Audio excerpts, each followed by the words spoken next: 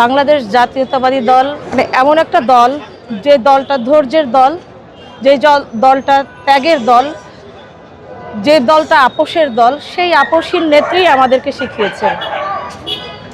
সেই মমতাময়ী আপোষহীন নেত্রী, তিনবারের প্রধানমন্ত্রী, আমাদের আমাদের প্রাণ, বাংলাদেশের প্রাণ। সেই মা আজকে আমাদেরকে এতিম করে চলে গেছে। এটা আমাদের জন্য আসলে অসহনীয়, ভীষণ অসহনীয় একটা যন্ত্রণা। আসলে প্রকাশ করা কঠিন এই যন্ত্রণাটা। ভেতরকার একটা খা খা করছে আজকে সবার মনে। সকাল থেকেই যখন দুঃসংবাদটা শুনতে পেলাম, আসলে মন থেকেই মানে বিশ্বাস করতে পারছিলাম না যে আমাদের নেত্রী আমাদের মাঝে নেই। মানে আমাদের বাংলাদেশটা যে এভাবে করে চারিদিক থেকে কেমন যেন মনে হচ্ছে নিস্তব্ধ হয়ে গেছে। হ্যাঁ, মানে এতিম, শুধু বলবো যে আমাদের লিডার তারেক রহমানই এতিম হয়নি, আমাদের পুরো বাংলাদেশ এতিম হয়ে গেছে। তিনি আমাদেরকে অনেক কিছু শিখিয়েছেন, ধৈর্য শিখিয়েছেন। সবচেয়ে বড় কথা, তিনি একজন ধৈর্যশীল নেত্রী ছিলেন এবং তিনি কখনোই হিংসুক মন মানসিকতার ছিলেন না।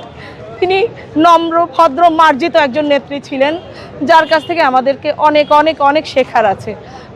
সেই নেত্রী ছাড়া আমরা জানি না আসলে আমরা কিভাবে আগামী দিনগুলো স্বপ্ন দেখব, স্বপ্ন পূরণ করব, আমরা জানি না।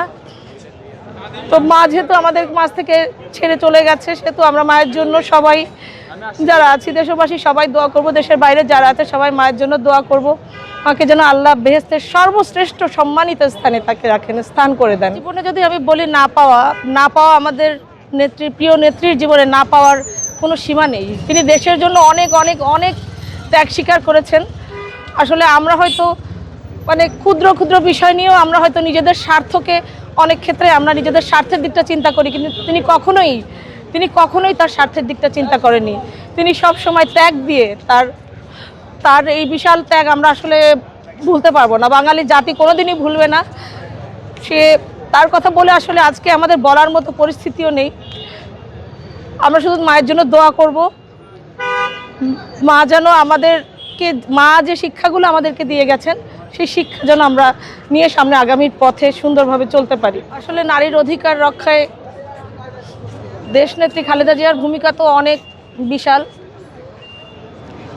যেখানে নারীদেরকে তিনি কখনোই অবমূল্যায়ন করতেন না। নারীর অধিকার রক্ষায় অসংখ্য নির্যাতিত নারীদেরকে তিনি অন্যায়ের বিরুদ্ধে ছিলেন। তো নারীর অধিকার রক্ষায় অবশ্যই দেশনেত্রী খালেদা জিয়ার অনেক ভূমিকা ছিল, অবদান ছিল।